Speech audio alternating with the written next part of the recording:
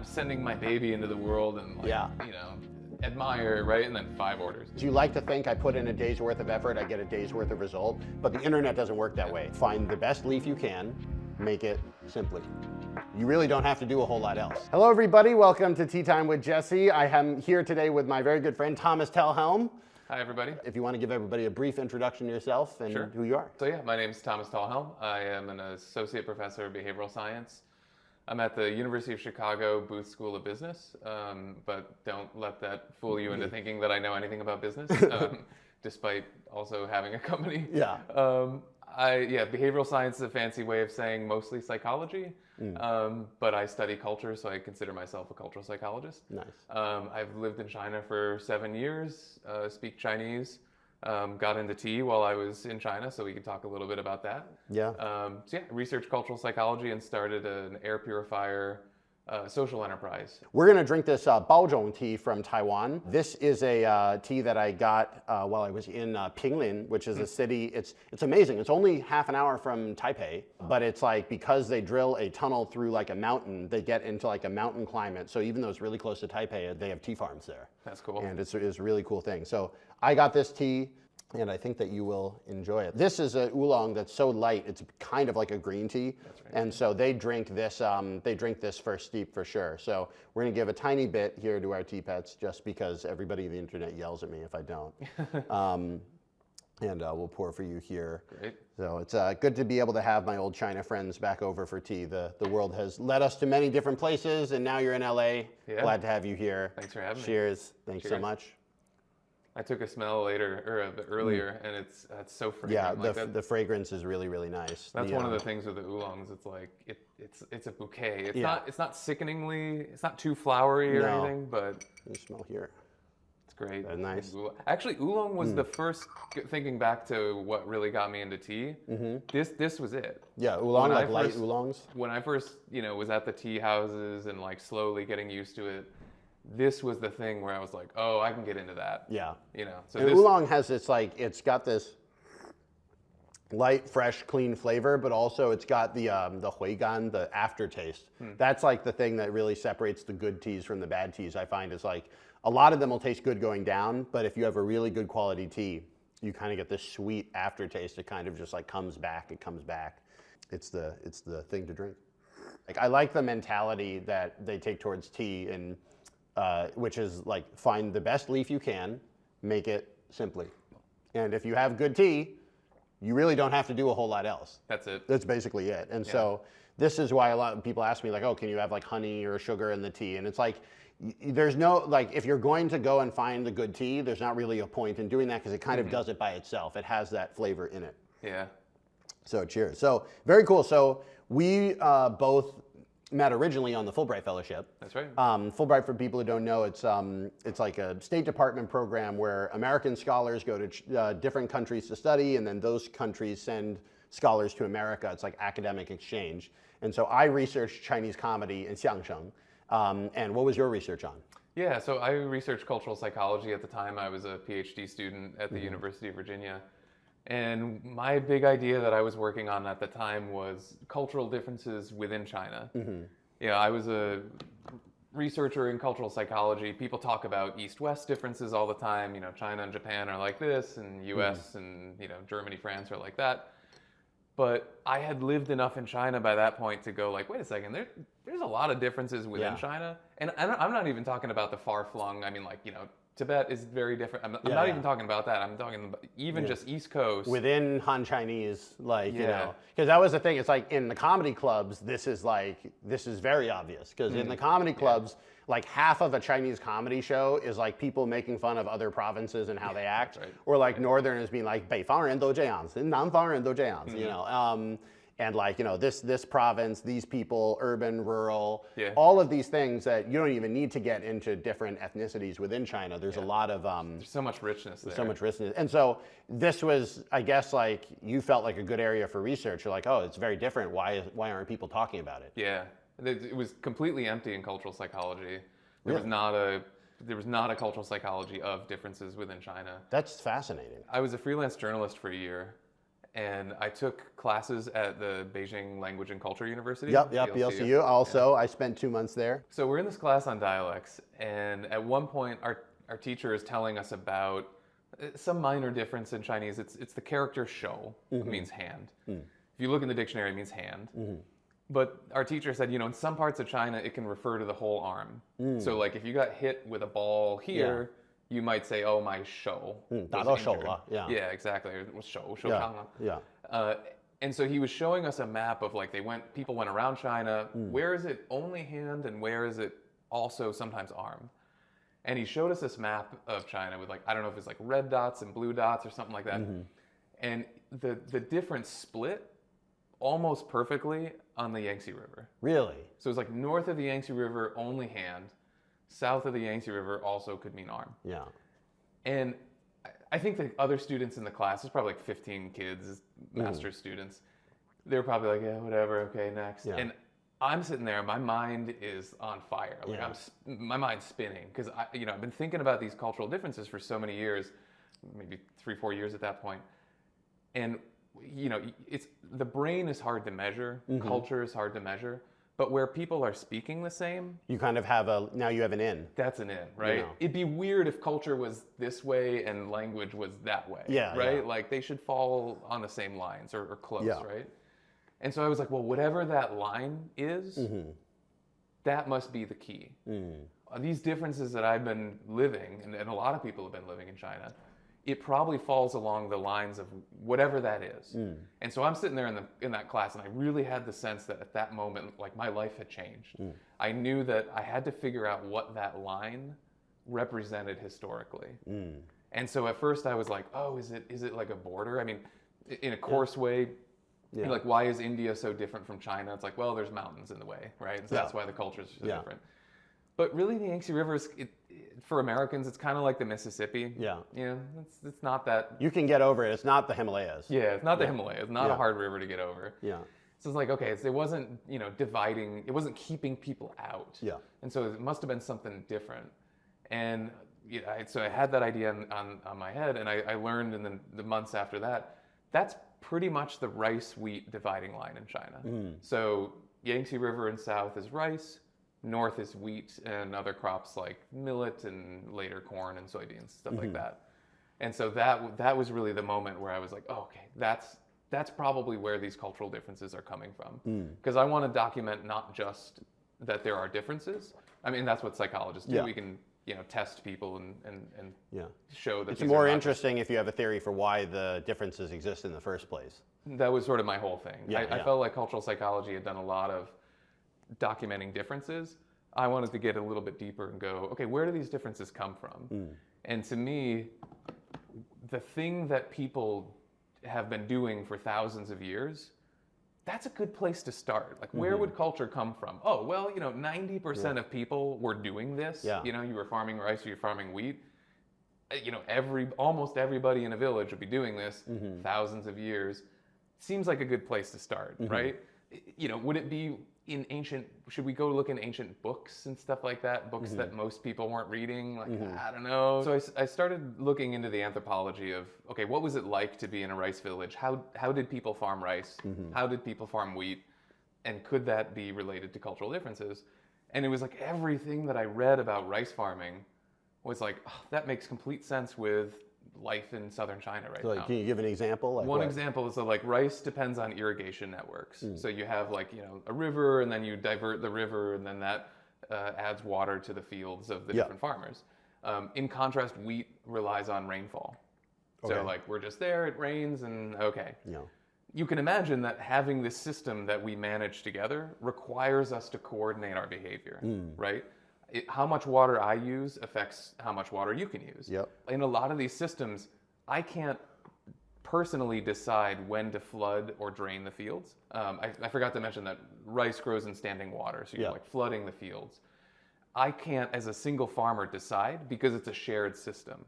And so even if I think today's the best day to flood the field, if everybody around me disagrees, I just have to do the thing that everybody else wants. Or you get ostracized because you flooded the field for everybody when it was good for you. Exactly. Your behavior has a lot of those consequences towards other people.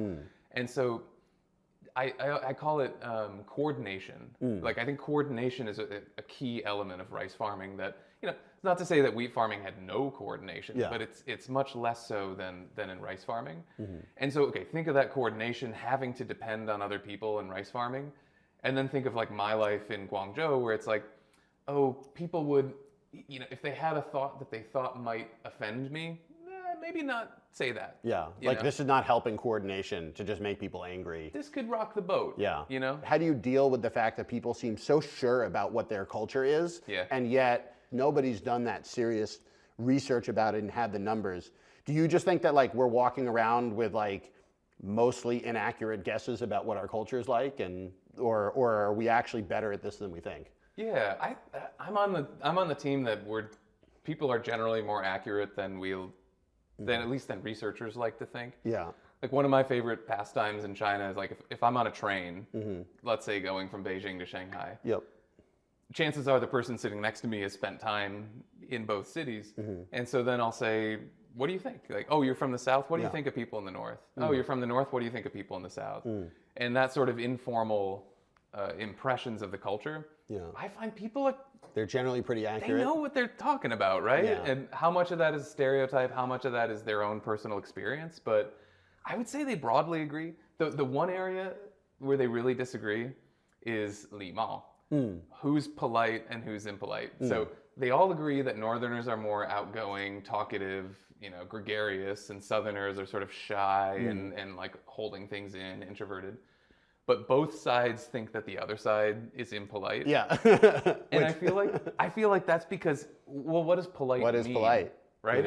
Well, this is a sort of thing. It's like, for instance, like if you, as you said with the tea, somebody's pouring you tea. That's their way of being polite. If your glass is empty, I've already failed.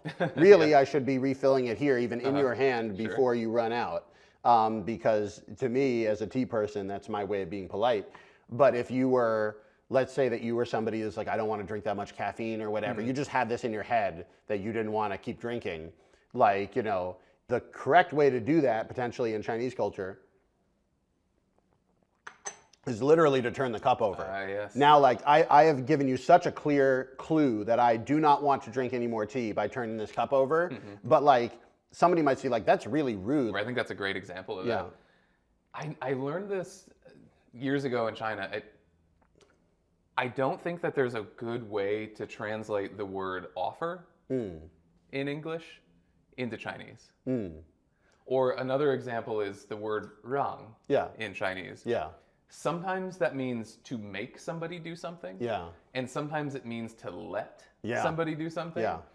Which I think to an American is crazy that those are the same words. Yeah. Because the autonomy of the other person is really critical in English. Do you want to do this or do you not want to do this? But that word rang in Chinese, it ignores whether you want to do this or not, right? Yeah. And what is offer, right? Offer is also like, I will present this to you. Yeah. Do you want it or not? Yeah. Right? And I think that's the weird thing in Chinese is that, why is that concept weird in Chinese? Because you give, right? And giving is not an autonomous thing, right? I give something to you. If you were required to give it, it would be a service. It's not a gift. Exactly. We're running out of time in this first half. We're about to take a little bit of a break. But again, thanks, Thomas, for coming. We're going to be back in just a moment drinking another tea. And I'll see you in just a moment. I'm Jesse. I'm Thomas. And we'll see you soon. Hello, tea friends. Jesse here. I'm actually back at my parents' house in Boston right now, finishing up the episode. Hope you guys are enjoying this talk with Thomas. Super interesting stuff. The second half is coming right up, but don't forget, we have the full episode available on Apple Podcasts and Spotify. If you want to hear an hour of my conversation with Thomas, it's really great. Good thing for tea. Also, don't forget, we have a special code, Thomas10. Insert Thomas10 in your order and you will get 10% off that whole order. It's just for you guys on the podcast right now. Don't forget it. Let's get back to the episode. See you there. Hello, everybody. Welcome back to Tea Time with Jesse. I am Jesse, here with Thomas Talhelm. Hi, everybody. Cultural expert, professor, Chinese speaker, and also man who takes dirty air and makes it less dirty. We'll get through that, but before we do that, we're going to start to have the second tea. Nice. I asked Thomas what he wanted. He said he hadn't had any good pu'er in a while, and so I figured I would make you the 2010. This is my friend Dui Dui's 2010 Reserve show pu'er tea. Very, very nice. A little bit of a steep. First wash. For the aged pu'er, I usually do a wash and kind of get a chance to try that smell. Isn't that good? Very rich. Yeah. Yes, very rich. The this is like a very very like powerful, like dark, rich tea. The cooked pu'er taste is not to everybody's flavor. Feed the animals. Yeah, gotta get the animals, especially now that we have the pu'er here. You can pour on whichever animals you would like. This is Chonky Horse. Okay. And that's Pendor. He is kind of chunky. Yeah, Chonky. He's thick. Look at that, good boy. I was gonna say this pu'er totally makes sense to do second. Yeah. When you suggested that, like, yeah, you don't want to start with a pu'er and then move to something like. Sometimes people ask, like, how do you, if you're doing multiple teas in a day, or if you have friends over and you want to try, like, we have an 8 tea sampler. So like, you get 8 different teas. If you have your friends come over, you should try 2, 3, 4 different teas. Like, give them a try. I generally like going from lighter to darker. Yeah. And then like, from sweeter to more complex or rich. Yeah. I would describe this as like earthy. Yeah. I mean, I feel like that can sound bad, but like, no, it's pleasant. It's like a pleasant earthiness. Once you know it's going to taste different than other tea you've had before, then you're kind of like there for it, and it's very warming to the stomach. So this is what I drink if I have like stomach problems. Pu'er just seems like a good after meal tea to me. In a way that a green tea, I just like not. Yep. This is also like, if you go to a lot of dim sum restaurants, they serve really weak pu'er. Partially because they're just re-steeping it the whole time. They're not making, it's not a tea house, they're not making it for the tea to be amazing. But for whatever reason, weak pu'er I feel goes really well with dim sum. Maybe it's just that I have a lot of positive memories of eating dim sum and drinking that tea, but it's like, it has enough flavor that it's not water, but it's also, when it's weak like that, it's not trying to overwhelm the flavor of the food. Yeah. When you make it like this, you're having it for tea. So it is rich. What do you think of that? Yeah, this is really good. It's really strong, very full-bodied. Yeah, there's nothing weak about this. Very smooth. Getting back into smart air. So, so basically, for those that don't know, the air pollution is a big problem in Beijing. Not just in Beijing, but really like a lot of places around the world. I think people don't necessarily recognize how much stuff there is in the air. That's right. And so, like, how did the idea to like do air purifiers start?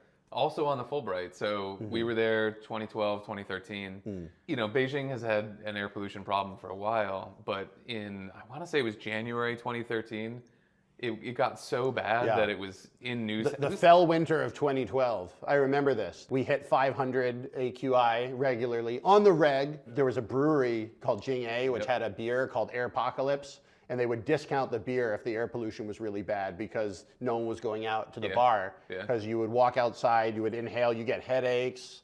You just couldn't see anything. I kept thinking I was getting colds. Be like, oh, I got a sore throat, I'm coughing. But then I'd have it for a few days, and then it would get better, and then I'd have it again, and then it would get better. And then eventually I was like, I don't think this is a cold. Like, this is something different. And then, the airpocalypse happens. And I went out to buy an air purifier, and the one that everybody was buying back in the day, I don't know if you were aware of this or remember this, the IQ Air was the one that everybody bought. It cost like $1,000. They were really expensive, and it was and they were big, huge, and it was definitely made. It like air purifiers back then had the feel of a luxury item. It's like if you went into a place and they wanted to impress you about how much money they had, they would have an air purifier running. Because it's like, only us get to have the nice air. Yeah. So you didn't want to spend $1,000 on an air purifier. And it just something seemed wrong about it to me. Like, you don't know what's in there and how they work, right? Like It's literally a magic box. It's a magic box. You push the button, clean air comes out, right? But I was like, I just don't think that there's something in there that costs $1,000. And so I did research, and by research, it pretty much starts and ends on the Wikipedia page. There's a thing in there called a HEPA filter, HEPA. It's just a mat of like polyester fibers, essentially. So if you have like a sports shirt, like some stretchy fabric, same thing, right? If you have like a sponge or something, it's made out of that same sort of fabric, just plastic fibers. These were invented in the 1940s. Really? They've been around for 70 years. Yeah. What were they filtering at that time? So they were actually developed in the Manhattan Project. So when they were developing the atomic bomb, they were concerned, like, wait a second, what if there are atomic, radioactive particles in the air? We want to catch them. Yeah, and so they developed these filters. That's the technology. So what that means is they're not patented, right? Also, it's a mature technology, so lots of Yeah. people have had, time to develop these. And I was like, wait a second, I bet people are making these HEPA filters in China. And so I went on to Taobao, which is like the Yeah. eBay of China, and found a HEPA filter for like 110 RMB, so Yeah. like $18 Yeah. maybe. And I had a fan at home, Mm-hmm. and so I just strapped the HEPA filter once it came to a fan. Mm-hmm. And then that was the first do-it-yourself, Yeah. DIY air purifier that I ever made. Yeah. As a PhD student at the time, there's that part of me that's like, I want data on this. I want to test it. I also wanted to know is it getting the really, really small particles? Because there's larger particles, and then there's the small ones that Yeah. can like really penetrate deep Yep. into the lungs. So I went out and I bought a laser particle counter. So this is a machine, it's a box with it samples air, and then it's got a laser inside to detect the really small particles. That thing cost me over $300. So just for reference, the purifier itself is like $30 Yeah. maybe, and the laser particle counter is like $300. So it cost me more to test it than it did to build it. But it gave me the data, and it gave me knowledge. I was buying knowledge, right? Yep. And so I did tests, and it showed like, yes, even the small particles, it was capturing those. And then, it was getting my room down, like 80, 90% reductions in these small particles. Yeah. And so even if you don't use this homemade purifier Yeah. in your own home, or you use this for a month and then you go out and buy another one, at least now I've equipped you with the knowledge to know that you don't need to spend $1,000 on this. So you started doing this and you started building it, and was there a market? So it's one of those funny things where like the first week we started the website, my friend Gus was helping me do it. And I was just holding myself back because I wanted to ask him every day, how many orders did we get? How many orders did we get? And at the end of the first week, I think it was like 5. Okay. And one of those was yours. Was it? Was I one of the first 5? You were one of the first. Oh, there we go. I felt I was late on the train. I was like this, it turns out I wasn't. Yeah, Excellent. you were early. Excellent. And so first week, it's this gap between like, I'm sending my baby into the world and like, admire, right? And then 5 orders.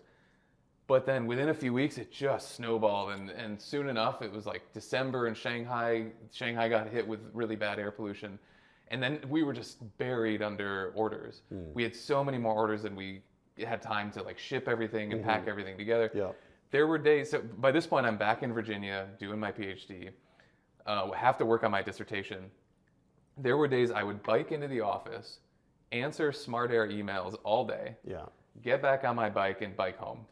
I didn't work on my dissertation or anything that I was supposed to be working on, just because Smart Air was taking off. And I mean, I've gone through moments of having that similar sort of craziness with the tea company. Like, it's weird because as humans, you like to think I put in a day's worth of effort, I get a day's worth of result, but the internet doesn't work that way. No. The internet is like, if it goes viral, you get like a year's worth of stuff in like 3 days, and then it goes away. And then it's very difficult to plan. It's like impossible, when you do that sort of thing. So how did you deal with that growth, and where did it go? Doing Smart Air really taught me, like, we cannot, at our price point, eat the cost of advertising. That only works if you're really ripping people off. People don't appreciate how expensive that online advertising is, It really but is. also it's because they have very complicated computer systems designed to make sure there's no benefit to the ad. The moment they realize the ad is working, it gets more expensive. Completely unsolicited advice for everybody out there, but I think you'd agree. It's like by making a good product and then sharing it in a story that people actually understand. That's like a far better use of your time than like raising money to go and give to Google. For to do ads. I mean, that's what. So I founded Smart Air. I call it a social enterprise. So it's not the goal for me is not to make money. I wanted to solve a problem out there of helping people breathe clean air and educating people. I mean, you can go to our website right now. I will teach you how to build an air purifier, and that doesn't require you buying anything from me. My instructions don't involve you buying anything from me. And to me, that's a win, right? And I think there's a way to make that work as a company. And so I think the people who buy Smart Air purifiers are people who like the fact that we are open about what we're doing. We put our data online. We say, you know, hey, here's another way to do it if you want to do it. I don't ask people to trust me. I say, trust the data, trust the science. We put it all out there. Yeah. And by the way, we're not sponsored by Smart Air. Like, I'm not making any money by sharing Smart Air. Like, it's it really is like, I love that data-driven way of doing things, because just like with the culture, like, you know, we run into this problem with the tea. People will be like, if we say we have Chinese tea, some people on the internet will be like, it must be polluted. And then the same people apparently have no worries about Japanese tea, but like, it's not coming from data in either sense. Like, there is assuredly some tea in China. Believe me, I've tried some of it that's like so heavy with pesticide, you taste it when it's swimming in the water. But like, it doesn't mean inherently that because it's from China, it's polluted, or because it's from Japan, it's pure, or something like that. It's not based off of data, and I would just love for more of the discourse around, like, whether it's culture and this is both culture and public health, to be based off of like reality, or at least an attempt to find reality. You know, it was one of the things that I really loved to see. Like, you actually even if it wasn't a perfect scientific experiment, you had like experiments. You also had graphs, which is really important. People, if you want to convince people of things, have graphs. So everybody asked me, what type of water is the best water to make tea with? And because you're a data guy, you actually tested this. So tell me about your water data test, and then I can refer everybody else from now on to this video. Cool. Yes. So this is all based on my experience going to the tea shops in China, going to Tea City in Beijing. You and I have both been there. I get these green teas. I get these Longjing, dragon well, and I taste them in the tea stall, and be like, oh, this is an amazing tea. Then I take it back to Chicago, you know, start drinking it at home, and be like, this is just not as good. And like, what is, I loved this in the tea shop, and now it's, you know, the suspicious side of me is like, oh, they're switching out the tea. You know, they're giving me the good ones, and then they switch, you know, but it's like, no, that's not it. But again, without information, you start thinking you're getting tricked. And it's like, that's a human thing. It just happens. Totally human. Yeah. And at one point, I think I was traveling, I bought water at the store for some reason, and I was like, holy cow, this water is really good, or this tea is really good. Yeah. And I was like, I think it was the water. And so I started doing tests. And as the psychologist, I know like, people are biased. If you believe something works, you're gonna think it tastes better or whatever. So I started doing blind taste tests. And so I started at home. I would literally, like, you know, blind, not looking at this. I test, so tap water. I do like Brita water, so like a home simple filter. a simple filter. And then the third one that I'd use is either, first it was distilled water from the store, so like a jug of distilled water. And then later I got a reverse osmosis system in my home because of these tests. I'd have people over at my house and say, let's do the experiment. Have them all out, again, them blindfolded. It's immediately obvious. The distilled water, or the RO, the reverse osmosis water, hands down the best. Really? Right? That experiment has never failed. And you can even see it in the color.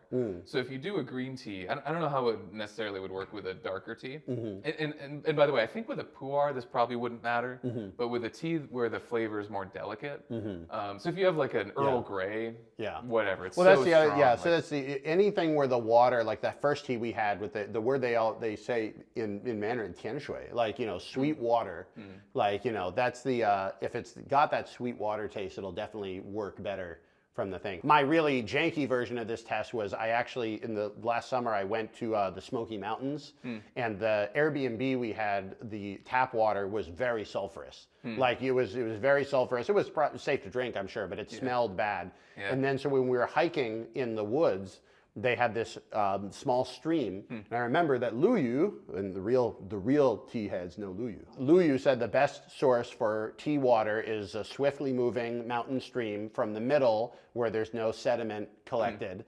And so I had an empty Gatorade bottle, and I filled it up with river water and boiled it for 5 minutes or whatever to make sure it wasn't going to kill me. And it was much better. It was clearly better than what came out of the tap. And I think that you know, the water quality really can affect the quality of the tea. Right before we finish, I want to be able to do just like a little bit of a lightning round. Sure. So I'm going to give you just quick questions and then like very short answers. You know? Let's do it. All right. Very cool. First question.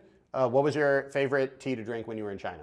Definitely Dragon Well, so Longjing. All right, very cool. What advice would you give to somebody who wants to get started in cultural studies?